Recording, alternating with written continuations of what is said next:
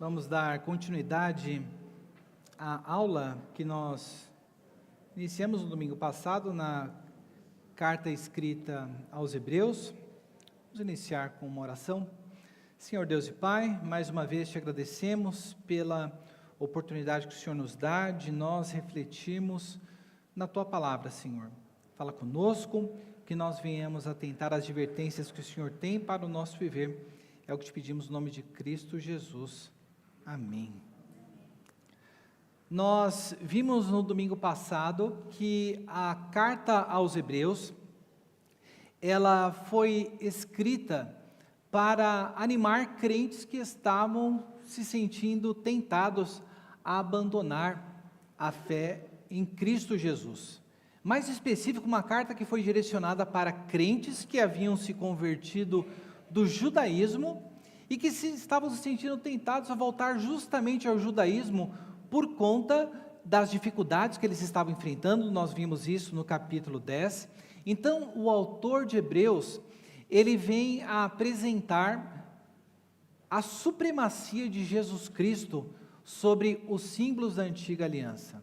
Então, o autor de Hebreus, ele vem no decorrer da sua carta, nesse esboço simples, geral que nós colocamos, ele apresenta que Jesus Cristo, ele é aquele que é superior aos anjos. E nós vimos que o autor de Hebreus, ele estava nos dizendo, é que os anjos foram aqueles através de quem Deus ele entregou a sua mensagem ao seu povo. Se você pegar o significado da palavra anjo, é mensageiro. Então o anjo ele é um mensageiro de Deus. Então o autor de Hebreus ele nos diz aqui que Jesus Cristo, ele é um mensageiro, ele é um ser que é superior aos anjos. Então o capítulo 1 e o capítulo 2 nos mostram sobre a superioridade de Jesus Cristo sobre os anjos, e nós vimos que a carta que foi escrita para os Hebreus, ela se parece mais com um sermão do que com uma carta propriamente dita.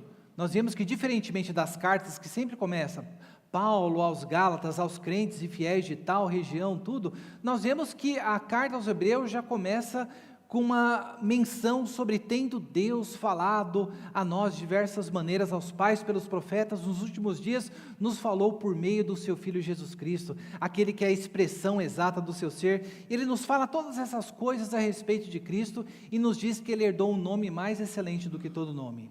E o autor de Hebreus coloca, ora, se vocês se lembram bem, a mensagem que foi entregue pelos anjos e foi recebida com incredulidade pelas pessoas daquele dia, recebeu a devida condenação. Ele fala, quanto mais nós escaparemos se nós negligenciarmos a mensagem que é dada por Jesus Cristo. Porque Jesus Cristo, ele não é meramente um mensageiro de Deus, mas Jesus Cristo, ele é o próprio Deus. O autor de Hebreus nos diz que como escaparemos nós se nós negligenciarmos tão grande salvação. Então, nesse primeiro momento, nós vemos que a advertência que é colocada para nós é, Deus ele está comunicando a nós a sua palavra, por meio do seu Filho Jesus Cristo. E ele faz isso por meio do quê? Por meio das Escrituras.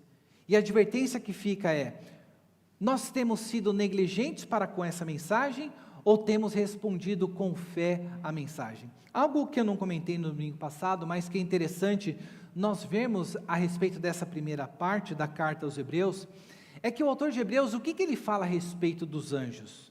Ele fala que os anjos são espíritos ministradores para aqueles que hão de herdar a salvação. Então a carta aos Hebreus, diferentemente das epístolas paulinas, ela nos apresenta a salvação como algo a ser herdado. Quando você vai para as epístolas de Paulo, nós vemos que ali que a salvação já é algo presente que está sendo vivenciado, mas nós vemos aqui em Hebreus, nessa menção de que os anjos são espíritos ministradores aos que hão de herdar a salvação como algo a ser herdado. E ele coloca, qual que é a resposta que nós daremos a essa mensagem que está sendo colocada? Depois, na sequência dos capítulos de 3 a 4, nós vimos que o autor de Hebreus, ele nos apresenta Jesus Cristo como superior a Moisés. E por que a figura de Moisés? Moisés foi aquele que conduziu o povo pelo deserto. Moisés foi aquele que falou face a face com Deus, e o autor de Hebreus fala que Moisés foi um servo fiel na casa de Deus. Mas quando ele fala a respeito de Jesus Cristo, ele fala, bom, mas Jesus Cristo, ele é superior a Moisés, porque Jesus Cristo, ele é o próprio Filho, ele é o próprio Deus. Então, diferentemente de Moisés, que foi apenas um servo, Jesus Cristo é aquele que conduz o seu povo, e nós vemos que Moisés conduziu o povo para onde? Para a terra prometida. A terra prometida, diferente do Egito, deveria ser um local de descanso. Então, dos capítulos de 3 a 4, nós vemos uma mensagem, uma advertência que é colocada para com aquelas pessoas, para que no coração delas não fosse encontrada a mesma incredulidade que aconteceu com o povo no deserto. Nós vimos que quais foram as únicas pessoas que saíram do Egito acima de 20 anos que entraram na terra prometida? Nós vimos que foi apenas Josué e Calebe. Todo o resto padeceu no deserto. Nós vimos que Moisés, ele deixou de experimentar da bênção temporal da terra prometida, ele não perdeu a sua salvação, mas Deus o proibiu de entrar na terra prometida.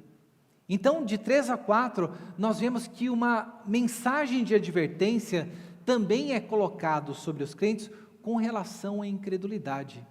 Ele fala, olha, quando vocês ouvirem a voz do Senhor, não ajam como o povo agiu com incredulidade. Ele nos fala que falta um descanso ainda para nós adentrarmos esse descanso. E onde nós paramos, dos capítulos de 5 a 7, nós vemos que o autor de Hebreus, ele vai apresentar Jesus Cristo como superior aos sacerdotes. Como os sacerdotes, aqueles que serviam de ano a ano, ministravam nas coisas terrenas, Jesus Cristo é apresentado como aquele sacerdote perfeito, cujo sacrifício foi realizado de uma vez por todas. E nós paramos no domingo passado, no capítulo 6 de Hebreus. Vamos abrir a nossa Bíblia lá no capítulo 6 para acompanharmos o que foi colocado. Porque a advertência que foi colocado neste ponto é a advertência do perigo da imaturidade e o da apostasia. Então, nós terminamos a aula no domingo passado falando a respeito dessa advertência que é colocada no capítulo 6, e é uma advertência que vale muito para nós hoje. E nós vimos que o autor de Hebreus, no final do capítulo 5, ele começa no capítulo 5 falando que Jesus Cristo era sacerdote, segundo a ordem de Melquisedeque, mas nós vimos ali que ele fala, olha, sobre isso daqui, eu tinha coisas a mais para falar para vocês, coisas que são complicadas, mas vocês se tornaram como que pessoas que ficaram com preguiça de ouvir. E vocês precisam que nós retornemos às coisas básicas, ao leite ao invés do alimento sólido. E ele fala que o alimento sólido é para os adultos, para aqueles que têm as suas faculdades exercitadas para discernir não somente o bem e o mal. E nós vimos que a advertência que é colocada aqui, ela é importante para nós hoje, porque nós corremos o risco de estar dentro da casa de Deus e nunca sair do alimento básico, nunca sair do leite. Então passa ano entrando e nós não crescemos espiritualmente, e quando não há esse crescimento no conhecimento do Senhor, nós nos tornamos como que incapazes de discernir não somente o bem, mas o mal. E a coisa que mais precisamos dentro do corpo de Cristo é termos esse discernimento das coisas que estão relacionadas ao bem e ao mal, e isso se dá pelo meio do quê? Do exercício das nossas faculdades na palavra de Deus. E daí nós vimos que no capítulo 6, o autor de Hebreus vai falar sobre esse perigo dessa imaturidade, porque ele aponta para uma situação na qual as pessoas não poderiam ser salvas, não poderiam ser redimidas se elas caíssem nesse erro. E nós vimos no capítulo 6 que o autor de Hebreus, ele vai nos falar, depois desta exortação, sobre o perigo da apostasia. Ele vai nos apresentar de pessoas no capítulo 6 que são impossível, pois, que que aqueles que foram, nós vimos, pessoas iluminadas, provaram do dom celestial, se tornaram participantes do Espírito, provaram da boa palavra de Deus e dos poderes do mundo vindouro e caíram, sim, é impossível outra vez renová-los.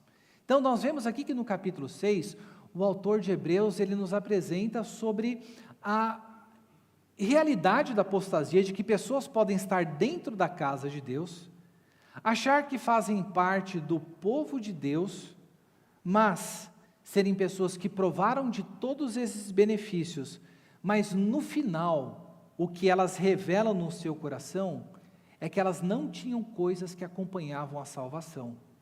Nós vimos que ali no versículo 7, o autor de Hebreus faz uma comparação com a chuva, dizendo que quando a chuva ela cai sobre a terra, ela produz fruto para aqueles que a cultivou.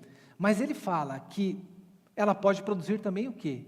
Ervas daninhas e espinhos, e ele fala, ela está destinada à maldição e o seu fim é ser queimada. E daí o autor de Hebreus fala, olha, ainda que eu estou falando com vocês desta maneira, com este tom grave, apresentando sobre a realidade desse risco que essa pessoa tem de estar dentro da igreja, achando que é salva, mas ela não fazer parte do povo de Deus, quanto a vocês, meus amados, ele fala, ainda que eu fale dessa maneira, nós esperamos coisas melhores, coisas que acompanham a salvação. Então, nesta terceira advertência que nós vemos na carta aos Hebreus, nós precisamos parar e refletir sobre o nosso nível de maturidade. Veja, Hebreus ele está escrito para provocar em nós essa sensação de desconforto mesmo. Essa sensação de desconforto, será que eu estou sendo negligente? A mensagem que Deus está transmitindo por meio de Jesus Cristo? Será que eu estou sendo incrédulo para com essa mensagem, da mesma maneira como foi o povo que andou no deserto? Será também que eu estou, diante dessa mensagem toda que está colocada, agindo de uma maneira indiferente e vivendo uma vida marcada por imaturidade e até mesmo ao invés de produzir frutos, estar produzindo espinhos e abrolhos? Então, Hebreus ele foi escrito para justamente trazer este ânimo, mas ao mesmo tempo a advertência. Você é uma pessoa que vai herdar a salvação? Então, uma pessoa que herda a salvação é uma pessoa que ela dá ouvido à palavra de Deus. Ela vive durante a sua peregrinação, não com incredulidade e com atitude de rebelião, como o povo que saiu do deserto e queriam acabar com Josué e Calebe. Essa pessoa também é uma pessoa que é marcada pelo quê? Pelo crescimento espiritual na sua vida. Não tem coisa pior na vida do crente do que imaturidade espiritual. Porque, veja, a incredulidade, na advertência anterior, ela nos impede de desfrutarmos das bênçãos temporais de Deus. Moisés foi impedido por Deus de desfrutar do privilégio de entrar na terra prometida. Ele pediu 3 vezes para o Senhor, mas por conta da incredulidade da sua rebeldia, Moisés foi proibido de entrar na terra prometida. E a mesma coisa também, o perigo sobre a imaturidade, é que Deus, Ele está trabalhando em nós, mas nós precisamos, é aquilo, Deus Ele desenvolve em nós, Ele opera em nós o desejar e o querer, mas o que nós precisamos fazer? Trabalhar com temor e tremor a nossa salvação. Então a advertência que fica, eu estou vivendo uma vida de imaturidade, eu estou vivendo uma vida de alguém que parece quase como que um apóstata, que Deus ele nos livre dessa situação, em que Hebreus ele nos traz essa advertência. Na sequência do texto, o autor de Hebreus vai nos falar que Jesus Cristo, esse sacerdote, é um sacerdote que foi por juramento divino. Ele faz aqui uma comparação com aquilo que o Antigo Testamento, nos mostrando que, por conta de Jesus Cristo, ser esse sacerdote, no versículo 19, temos essa esperança como por âncora da alma segura e firme, e que entra no santuário que fica atrás do véu, onde Jesus, como precursor, entrou por nós, tendo se tornado para sempre um sacerdote segundo a ordem de Melquisedeque. Então, nesta parte dos capítulos de 4 até o versículo 28 do capítulo 7, o autor de Hebreus vai nos apresentar Jesus Cristo como superior aos sacerdotes. e nos mostrar que o eterno sumo sacerdócio de Jesus é muito superior ao sacerdócio temporário de Arão e sua família. Se vocês se lembram do Antigo Testamento, os sacerdotes, eles não vinham de qualquer tribo. Eles vinham da tribo que era da tribo sacerdotal, a tribo de Levi, a tribo de Arão. Mas quando nós olhamos para a pessoa de Jesus Cristo, o autor de Hebreus está dizendo, olha, Jesus Cristo ele é um sacerdote superior, porque ele não é da ordem de Melquisedeque, porque não é da ordem de Arão, porque os sacerdotes que eram de acordo com a ordem de Arão, eles tinham de ministrar repetidamente, eles morriam e tinham de ser substituídos, mas aqui no capítulo 7 ele nos apresenta que Jesus Cristo, ele é sacerdote segundo a ordem de Melquisedeque. E aqui ele vem para esse personagem enigmático do Antigo Testamento, quando Abraão, depois de ter vencido a guerra contra os reis, ele vem e ele oferece um dízimo à figura de Melquisedeque. E aqui a palavra de Deus vem nos falar que o sacerdócio de Cristo ele é superior ao sacerdócio de Arão, porque o sacerdócio de Cristo é um sacerdócio que é segundo a ordem de Melquisedeque. E o que ele está querendo dizer com isso? É um sacerdócio eterno. Vamos ver o que ele fala dos versículos de 1 a 3. Porque este Melquisedeque, rei de Salém, sacerdote do Altíssimo Deus, foi ao encontro de Abraão quando este voltava da matança dos reis e o abençoou. Foi para ele que Abraão separou o dízimo de tudo. Primeiramente, o nome dele significa rei da justiça. Depois também é rei de Salém, ou seja, rei da paz.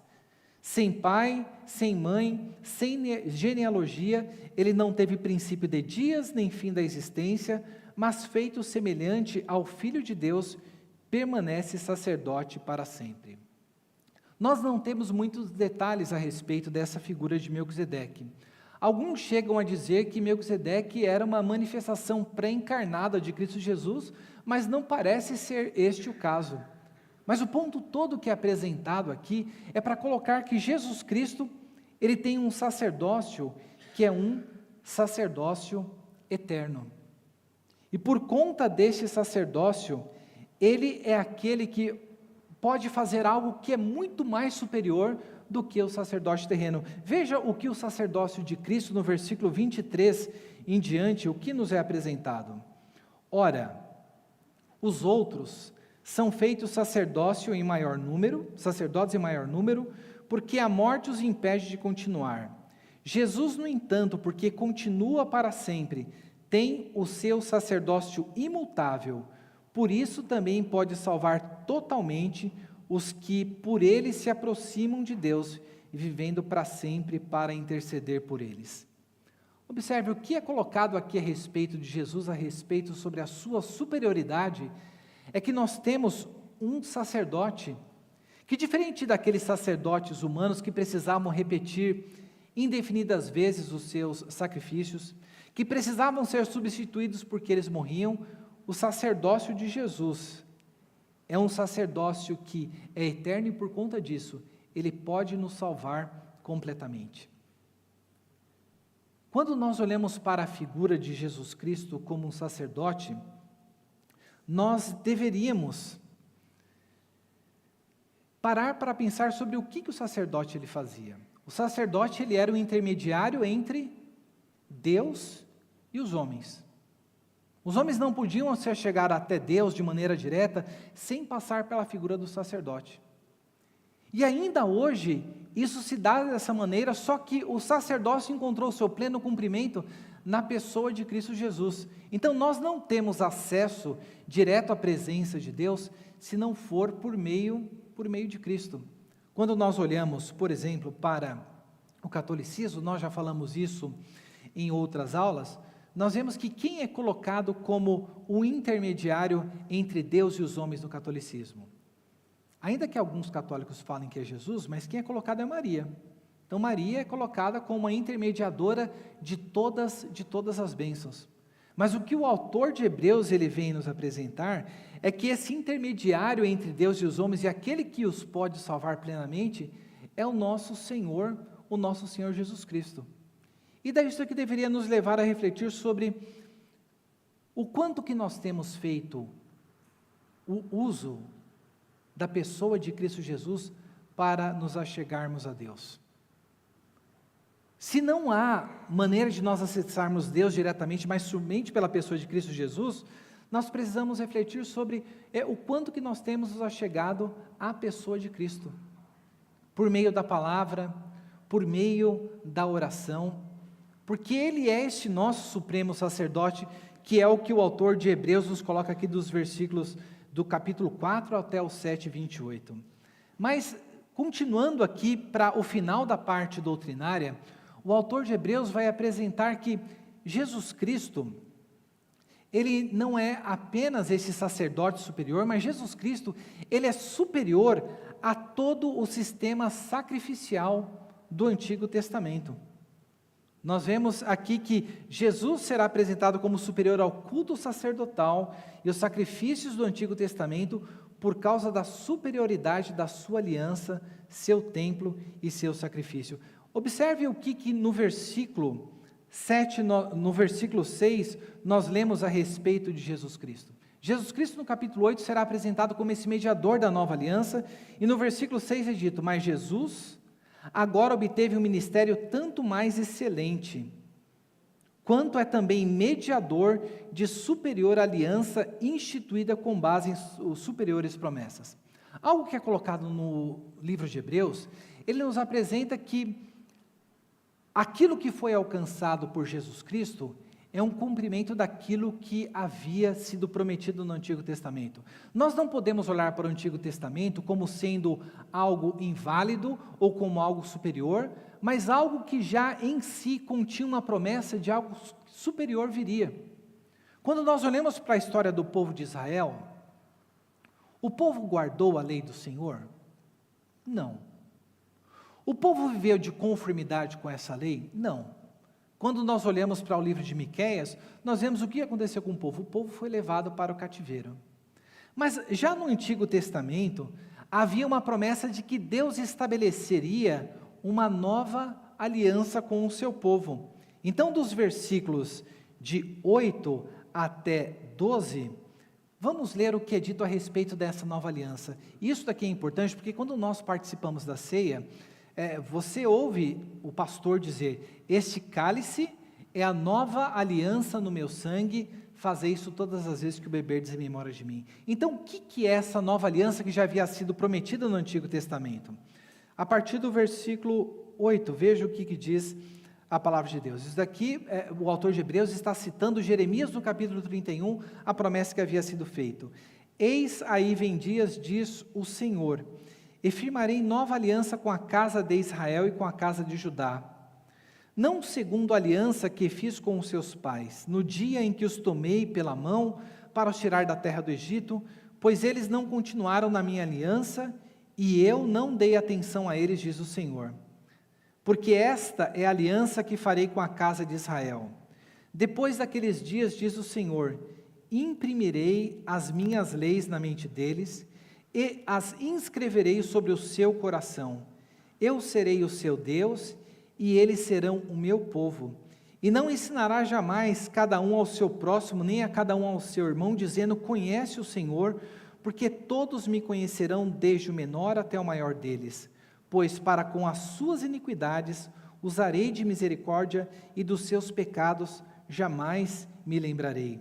E versículo 13, quando ele diz nova aliança, torna-se antiquado a primeira, ora, aquilo que se torna antiquado e envelhecido está prestes a desaparecer.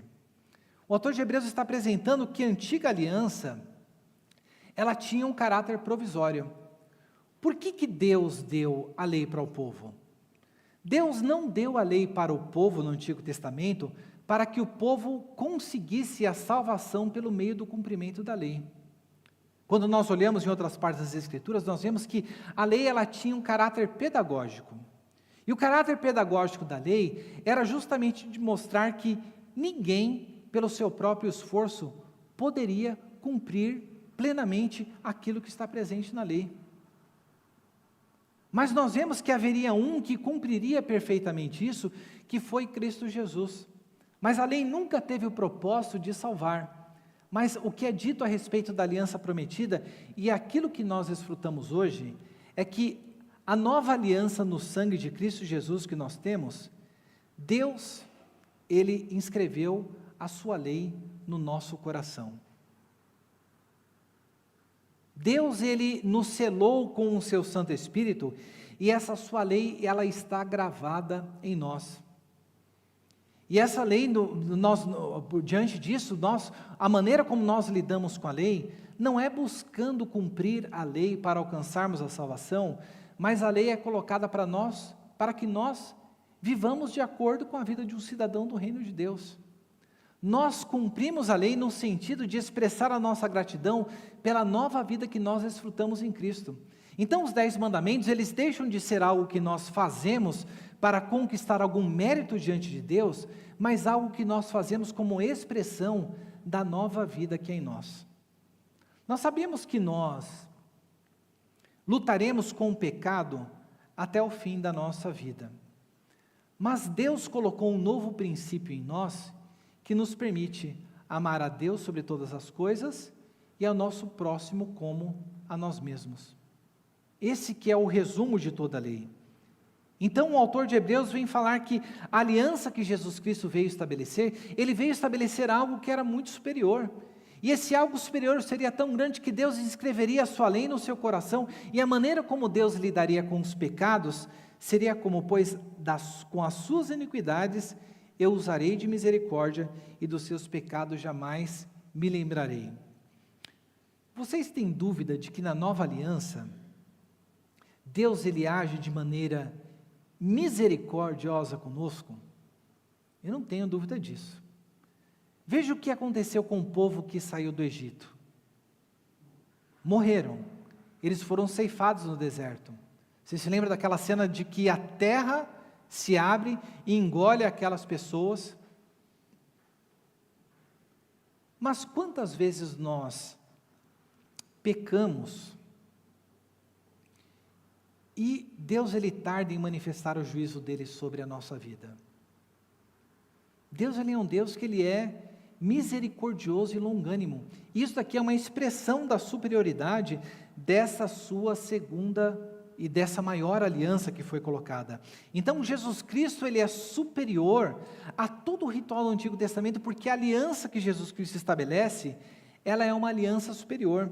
No capítulo 9, será falado também sobre que o tabernáculo que Jesus Cristo, ele oferece, ele realiza a sua obra, é também um tabernáculo superior, e os sacrifícios que são lá realizados, são sacrifícios superiores. Acompanhe a partir do versículo 11, o que é dito a respeito do sacrifício perfeito de Cristo.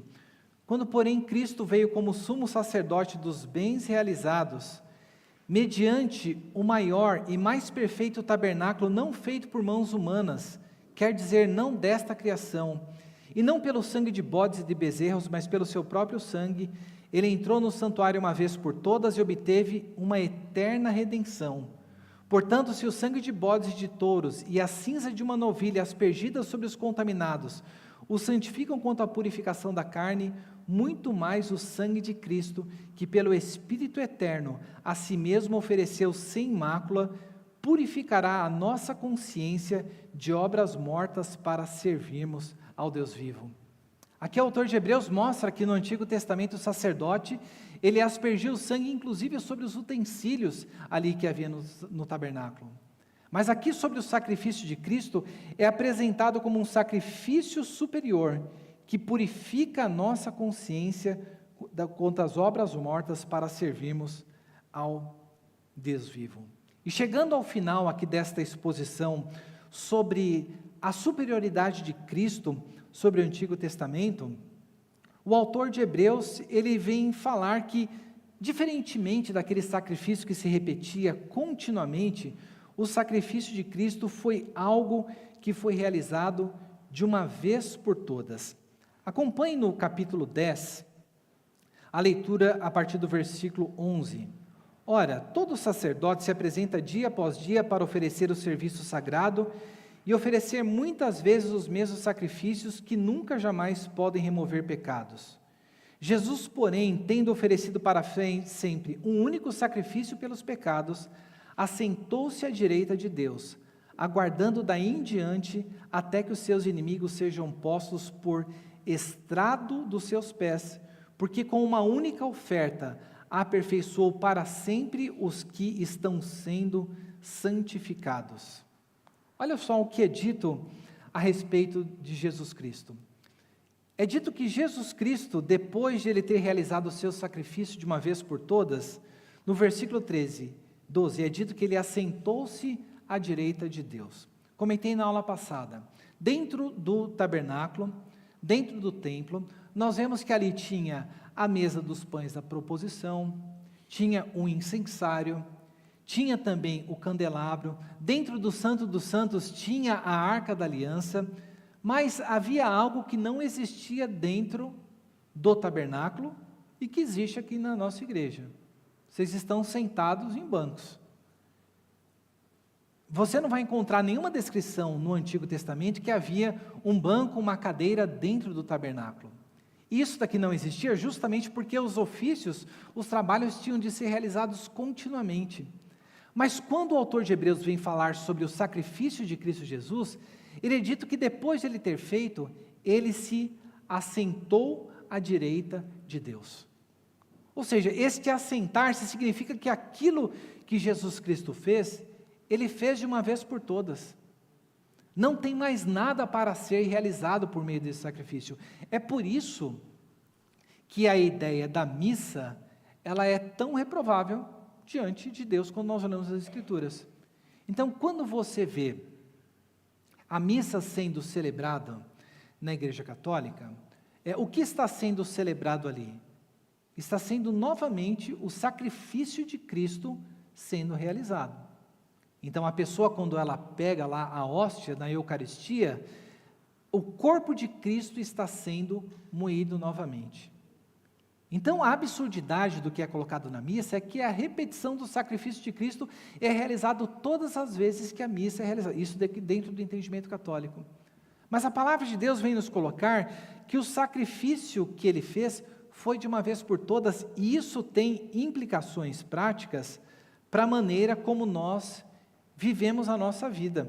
Porque a partir do versículo 19, por aquilo que Jesus Cristo fez, o autor de Hebreus vai falar o seguinte, vai falar que um novo e vivo caminho foi aberto a nós por conta do sacrifício que Jesus Cristo realizou por meio do seu sangue. E nesta seção do capítulo, o autor de Hebreus, depois de falar sobre a superioridade de Jesus Cristo a respeito dos anjos, então, Jesus Cristo é superior aos anjos, a sua mensagem é superior à mensagem dos anjos. Jesus Cristo ele é superior a Moisés.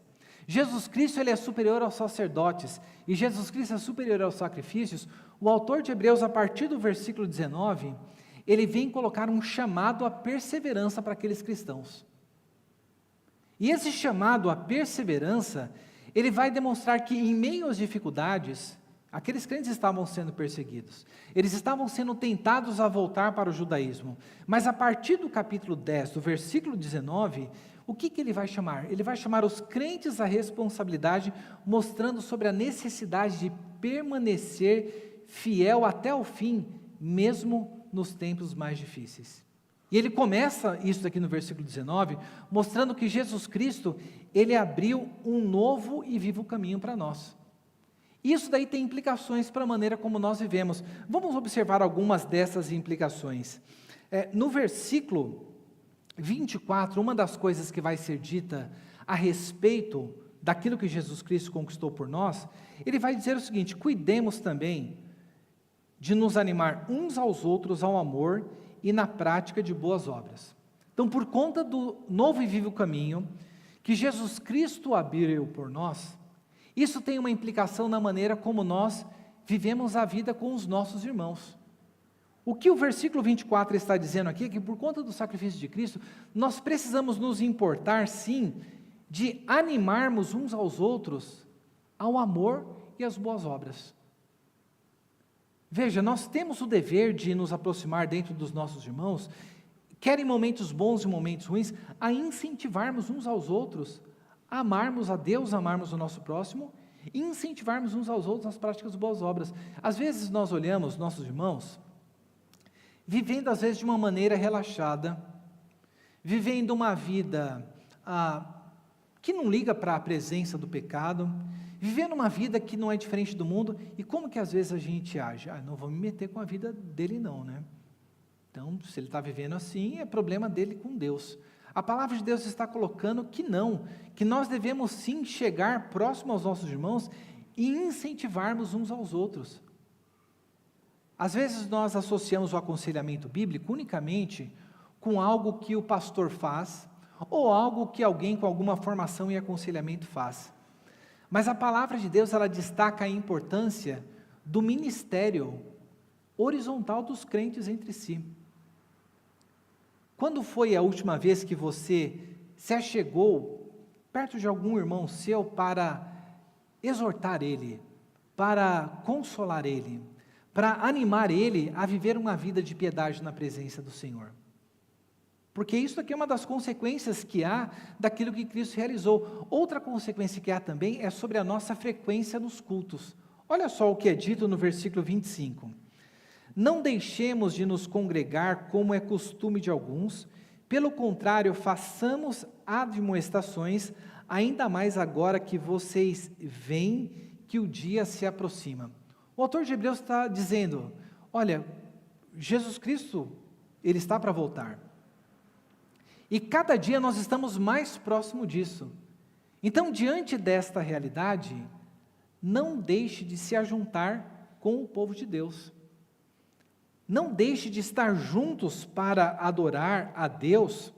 E ele coloca, ao contrário, façamos admoestações, ainda mais quando nós vemos que o dia se aproxima. Ou seja, nós somos chamados a trazer os nossos irmãos para a casa de Deus. Nós somos chamados para quem tem filhos, né? Filhos adolescentes. Eu lembro quando eu era criança, no domingo de manhã, eu não queria ir para a igreja, para a escola dominical. Eu queria dormir e eu queria depois lá acordar para assistir na Rede Globo o episódio do Thundercats. Era isso que eu queria assistir, ver lá o Lion, o Pantro, tudo. Então, o dia que meu pai faltava por algum motivo de cansaço, tudo, era o dia que era alegre para mim. Então, se nós deixarmos por conta da vontade dos nossos filhos, eles vão para a igreja quando? Eles vão para a igreja quando tiver alguma coisa que vá diverti-los. Mas a palavra de Deus nos coloca que nós somos chamados a nós trazermos essa exortação mesmo. Nós precisamos estar juntos, quanto mais o dia ele se aproxima.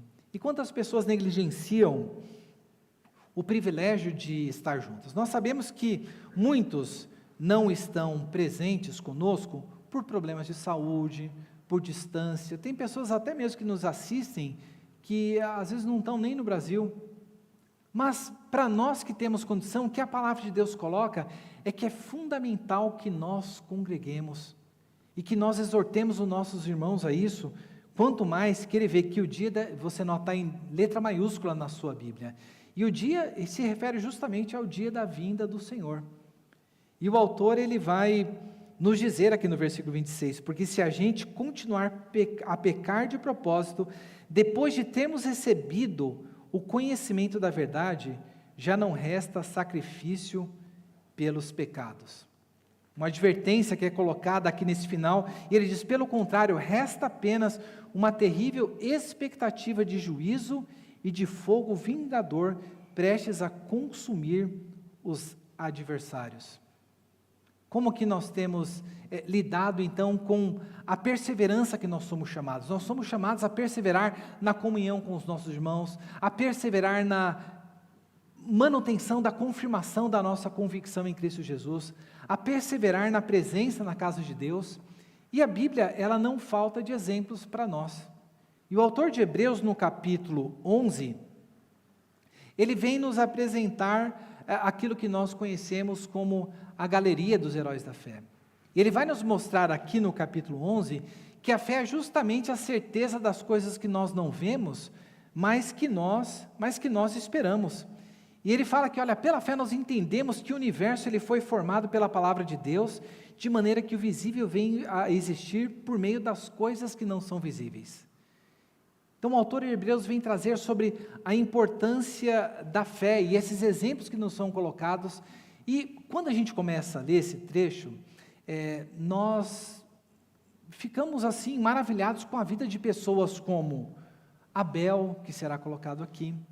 Uma das pessoas mais impressionantes que eu vejo é a pessoa de Enoque, porque Enoque foi alguém que Deus o tomou para si, uma pessoa que tinha uma grande piedade, uma grande comunhão com Deus. Mas se ficasse apenas por isso, eu colocaria, meu Deus, eu não tenho como fazer parte de uma galeria de pessoas dessas daqui não. Mas o autor de Hebreus vai nos mostrar que essa galeria destas pessoas que creram nas promessas de Deus, não foram apenas estes que nós vemos como heróis da fé. Veja lá no versículo 30, alguns nomes que é capaz que nós não esperaríamos encontrar aqui. Pela fé, as ruínas das muralhas de Jericó, depois de rodeadas por 7 dias, pela fé, Raabe, a prostituta, não foi destituída com desobediência, porque acolheu os espias com paz. Então, uma prostituta que está na genealogia de Jesus é apresentada como alguém que agiu com fé. Agora veja os outros personagens, versículo 32. E que mais direi? Certamente me faltará o tempo necessário para falar de Gideão. Pergunto para vocês, Gideão foi alguém de fé? Não foi. A gente fala, não, mas ele não colocou lá o novelo lá de lã e falou, se ficar molhado fora e depois não ficou fazendo testes com Deus? Não, o que Gideão estava demonstrando? Gideão estava demonstrando falta de confiança naquilo que Deus havia ordenado ele a fazer.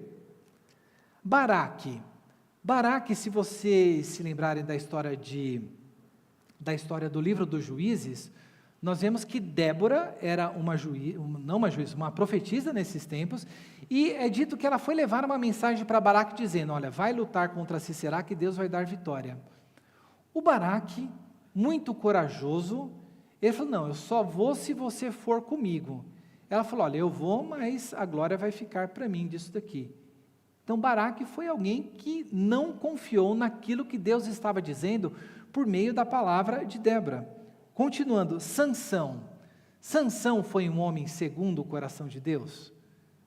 Sansão fez tudo aquilo que um nazireu não deveria fazer. Fez tudo aquilo.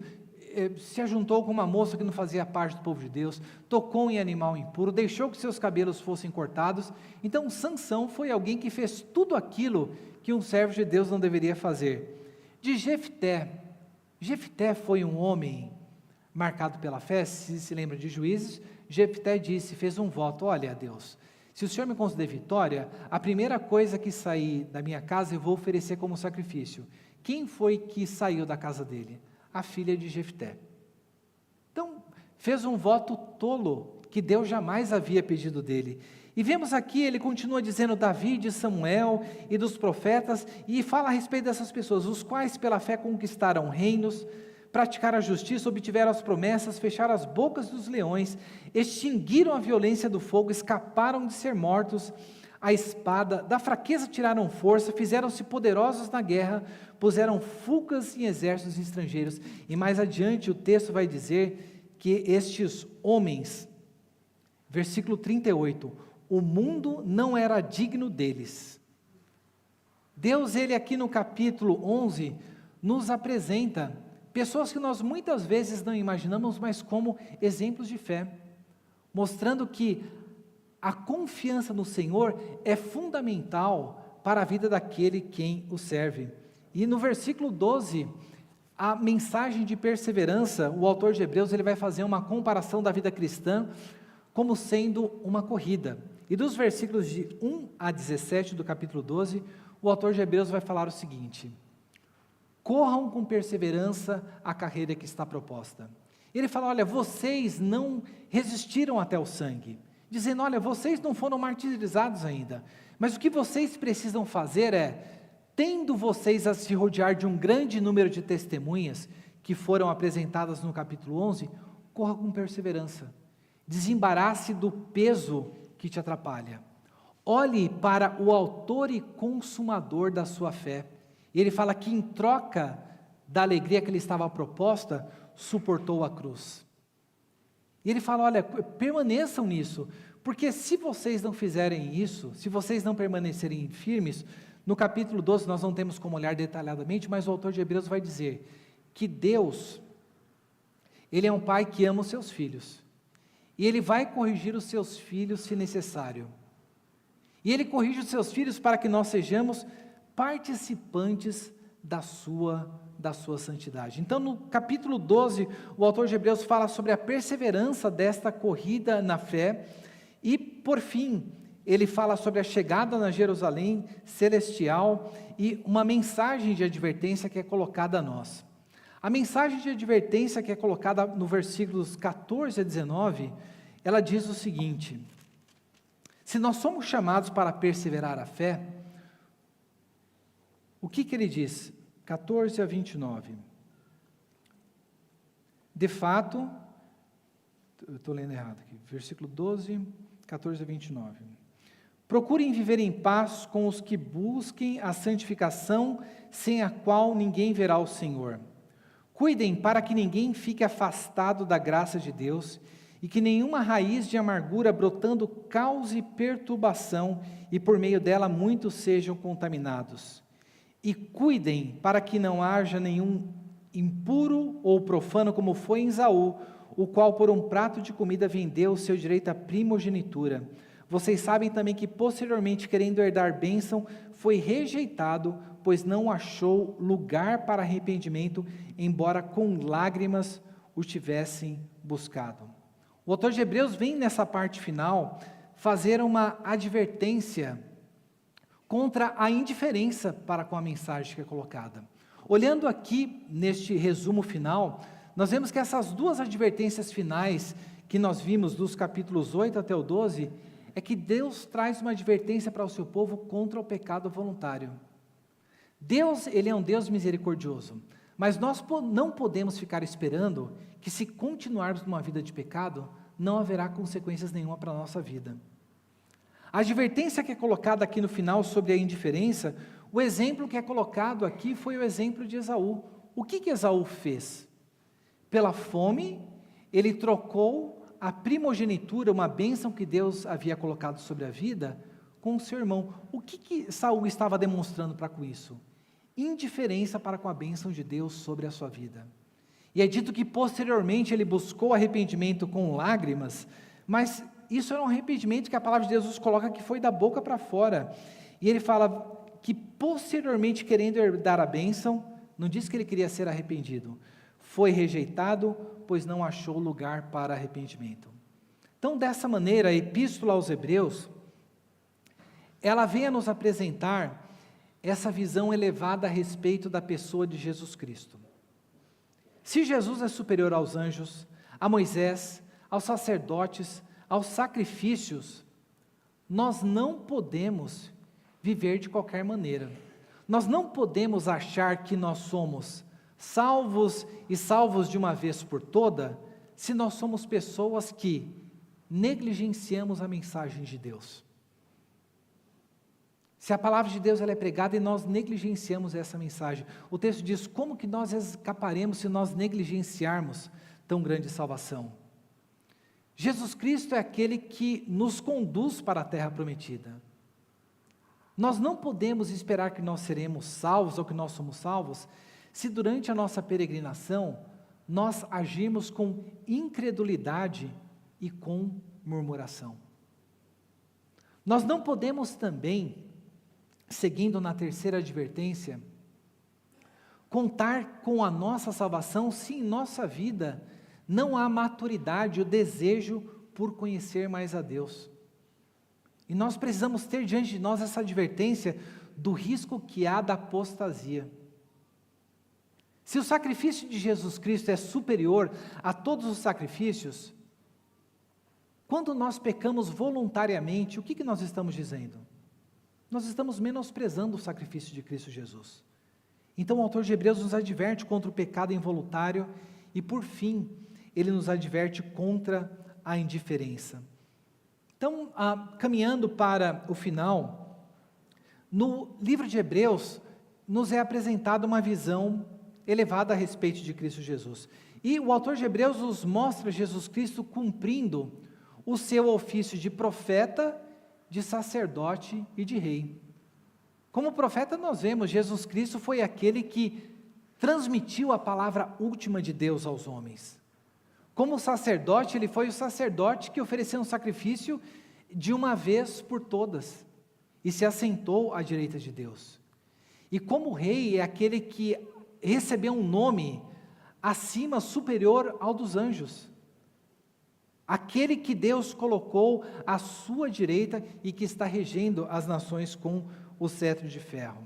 Então, em cumprimento à missão profética de comunicar a revelação de Deus à humanidade, Jesus é o Filho em quem Deus falou nesses últimos dias. Jesus é aquele que anunciou a chegada da tão grande salvação e cuja voz nos adverte do céu. Sobre o ministério sacerdotal.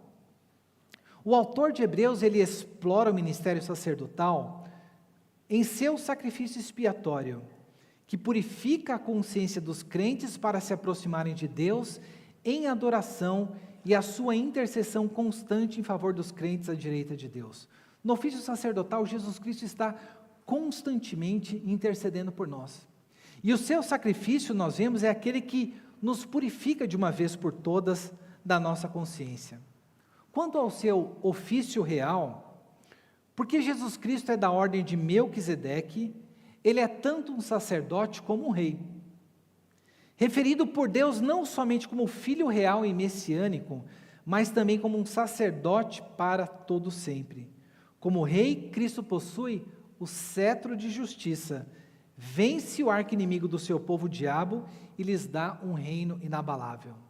Jesus Cristo, ele reina sobre a sua igreja, e nós vimos que no capítulo 1, o autor de Hebreus, ele faz uma citação do Salmo 2, apresentando Jesus Cristo como aquele que reina as nações com o cetro de ferro.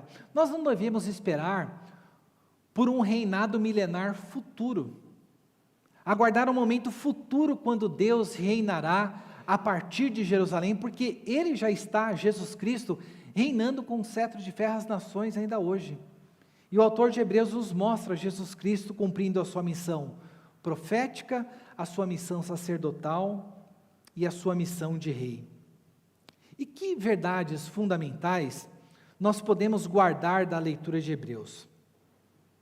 A primeira delas é que Cristo é superior aos anjos, a Moisés, a Arão, ao ministério sacerdotal do Antigo Testamento. Nós precisamos cuidar porque há muitas pessoas hoje, até mesmo pessoas que são crentes, que querem trazer para dentro da igreja práticas que são tidas judaizantes. Óbvio, nós não vemos isso na igreja presbiteriana, né? Mas você vê em algumas igrejas em que tem ou uma bandeira de Israel, ou um candelabro, ou as pessoas tocando o shofar. Todas essas coisas foram coisas que cumpriram o seu propósito no passado e tinham um objetivo único de apontar para Cristo. Então o autor dos Hebreus vem nos mostrar que Jesus Cristo é superior a todos esses pontos. O livro de Hebreus vem nos mostrar que o Antigo Testamento admitiu o caráter temporário dessas estruturas, de modo que a nova aliança não é de maneira nenhuma contrária à antiga. Não existe contradição com que Deus anulou alguma coisa, mas que a antiga aliança, ela encontrava o seu pleno cumprimento na nova que seria inaugurada por Cristo. Deixar Cristo e voltar-se para tipos obsoletos de fé, levará ao julgamento divino. Veja, servir a Cristo, quando tudo vai bem, é muito fácil. Mas tente imaginar se você vivesse num contexto de perseguição, como esses crentes estavam vivendo. A tentação de abandonar Cristo por uma religiosidade mais aceita era grande. Só que o que nos é colocado aqui, que alguém que provou deste relacionamento dentro da igreja de Cristo e abandona isso, é alguém que está sujeito ao julgamento divino. Lembre-se, somente alguém que participou por muito tempo da igreja de Cristo é que pode cometer o pecado da apostasia. E por fim, as pessoas da igreja devem perseverar até o fim em fidelidade a Cristo, ou irão sofrer o castigo divino. A mensagem de Hebreus é uma mensagem que fala sobre perseverança. No capítulo 12, quando é feita uma comparação da vida cristã como uma corrida, Deus ali nos mostra que Ele mesmo nos chamou para esta corrida da fé. Ele nos dá essa grande nuvem de testemunhas, mostrando que, olha, nós não estamos sozinhos nesta corrida da fé. Às vezes nós achamos que nós somos os únicos que somos perseguidos, que passamos por dificuldades, mas o capítulo 11 de Hebreus nos mostrou que nós estamos cercados por uma grande nuvem de testemunhas. Isso tem implicações práticas para a nossa vida na igreja. Nós não fomos chamados para viver a vida na igreja desconectados da história e desconectados uns dos outros. Nós somos chamados para vivermos juntos essa fé. E como que nós fazemos isso? Nós fazemos olhando para o autor e consumador da nossa fé. Quando nós focamos nos problemas, a nossa tendência é desanimar, mas o autor de Hebreus no capítulo 12 nos coloca e nos adverte para nós olharmos para o autor e consumador da fé, porque vai nos mostrar que Jesus Cristo, Ele trocou a sua glória pela alegria que lhe foi proposta pelo Pai. Viveu, sofreu, morreu, ressuscitou, mas ascendeu e foi exaltado à direita de Deus Pai. Então, a carta aos Hebreus, ela tem esse objetivo de nos trazer uma mensagem de ânimo, nos mostrando que Deus, Ele é um Deus que não nos deixa sem a sua revelação. No passado foi por anjos, mas hoje é pelo seu Filho Jesus Cristo. Deus é aquele que nos conduz pela mão até a terra prometida. O povo morreu no deserto, mas Deus tem o seu remanescente. Deus é aquele que nos provê um sacerdote que intercede continuamente por nós. E tudo aquilo que nós precisamos fazer é adentrar diante do trono da graça, buscando socorro em momento oportuno. E Deus, Ele nos dá os exemplos da sua palavra, para que nós venhamos correr a carreira que está diante de nós, sabendo que Deus, Ele é poderoso para nos sustentar durante essa corrida. Então a mensagem de Hebreus tem esse objetivo de trazer uma mensagem de esperança e de perseverança em tempos de dificuldade. E nos traz essa advertência. Eu estou negligenciando a palavra de Deus? Eu estou agindo com incredulidade na minha jornada terrena? Eu estou vivendo uma vida de imaturidade na minha vida cristã? Eu estou lidando com o pecado de uma maneira relaxada, pecando voluntariamente? Eu estou desprezando, como Esaú, os dons que Deus, Ele me deu? Então, que Deus, Ele nos abençoe, para que nós possamos nos voltar para a sua palavra, e ver Jesus Cristo como aquele que é o autor e consumador da nossa fé. Então, que Deus abençoe vocês. 58 minutos, temos 2 minutos, alguém, presbítero Marcos, pergunta ali no fundo. Não é corajoso porque não deu 1 hora ainda, né?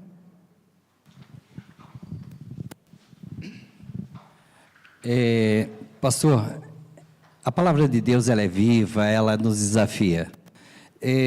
Ontem nós estivemos na 9ª conferência missionária e o pastor nos também desafiou em Hebreus, pastor Cornélio Castro, da PMT.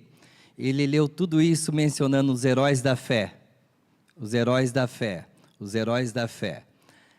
E no capítulo 11 de Hebreus 39 e 40, nos atribui uma responsabilidade maior, porque fala assim: todos estes heróis da fé, mesmo tendo obtido o bom testemunho por meio da fé, não obtiveram a concretização da promessa, porque Deus tinha previsto algo melhor para nós, para que eles, sem nós, não fossem aperfeiçoados.